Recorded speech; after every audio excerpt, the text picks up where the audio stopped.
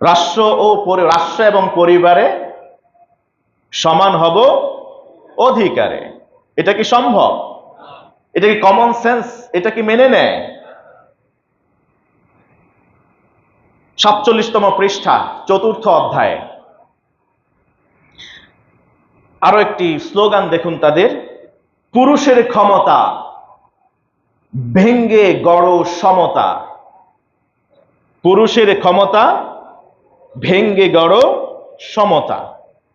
পুরুষের যে ক্ষমতা আছে পরিবারে সব ভেঙে দাও, সমান করে দাও। তার মানে হলো আপনি স্বামী হয়ে স্ত্রীকে যদি কোনো কিছু করবার জন্য বলবেন, স্ত্রী সেটা মানবেন না।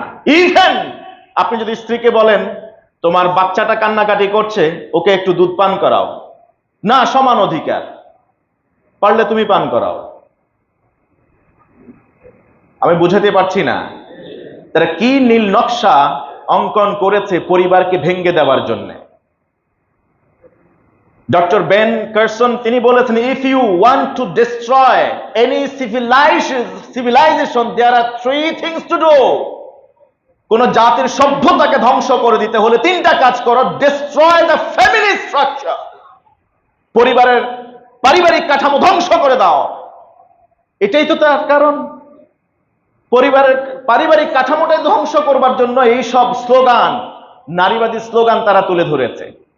মজার বিষয়, আমি এআই কে প্রশ্ন করেছিলাম, আর্টিফিশিয়াল ইন্টেলিজেন্স। অনেকে তো বলে থাকেন আর্টিফিশিয়াল ইন্টেলিজেন্স এটা হলো দাজ্জালের আগমনের পূর্ব প্রস্তুতি। তার ব্যাখ্যাও দাঁড় করিয়েছেন তারা।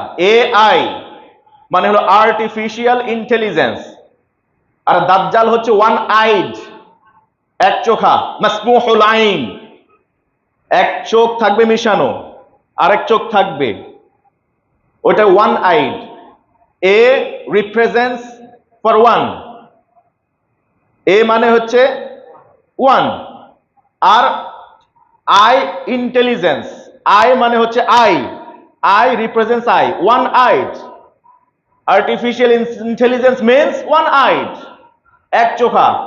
আর এক চোখা কাদের? কার এক চোখ? দাজ্জালের।